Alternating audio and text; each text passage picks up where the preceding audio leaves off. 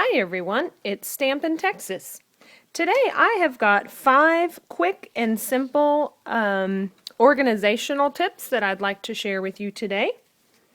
First, I want to show you, I use sponges quite a bit, but I wanted a way for each of my sponges to be easily recognized so that you don't have color like a dark pink bleeding onto a light pink color.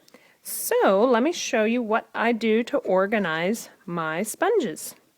First of all, Stampin' Up! Sells sponges in a package of 3, and I've already started cutting this one up. But basically all I've done, take my scissors, cut a piece of it off like so.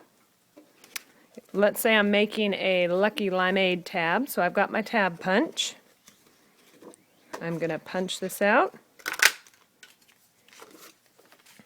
Like that. I take the tab, fold it in half, and then all I'm going to do is get my stapler and staple that on like so. Then that always stays in my little box. I have a little sorter box, and it just stays in my box with all my greens. This happens to be my reds and pinks and a couple browns in it. But that's how I store and keep my sponges from bleeding on one another. Another little tip I wanted to share with you is whenever you're using liquid glue, I really love this Tombow glue, but it never seems to fail. I get it out of my drawer and I can't get the glue out. So my friend and upline Sharon said, why don't you just store it upside down? Well, that's brilliant. So I keep all my dazzling details, which is like glitter glue, I keep them stored upside down as well. And I just keep them in this little container so that whenever I need them, they're right at my hands. Very quick and easy to get to, and the glue is already down into the tip where I need it. The third tip I want to share with you has to do with my Stampin' embossed powders like this. I keep each one of my embossing powders and my glitter and that sort of thing. I keep them in its own container. So instead of trying to get all this embossing powder back in this little container, I've got it all handy and it's stored, ready to go. I never have to clean up the container. I just designate a container for it.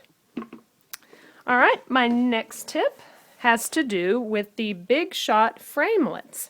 I love these framelets. There is a heart collection of framelets and a frames collection. And when you receive these from Stampin' Up, they actually come in a little plastic sleeve. But what I've done is I've taken one of our clear mount stamp cases. I have put a magnetic sheet inside and just put some sticky strip on the back. So I've got one set on one side, one set on another. And it's very easy and handy to store. And my last tip for today has to do with ribbon. I love ribbon. And I was trying to come up with a simple solution, simple way of storing ribbon. So what I have done is this plastic container, you can tell it's got some holes in the side.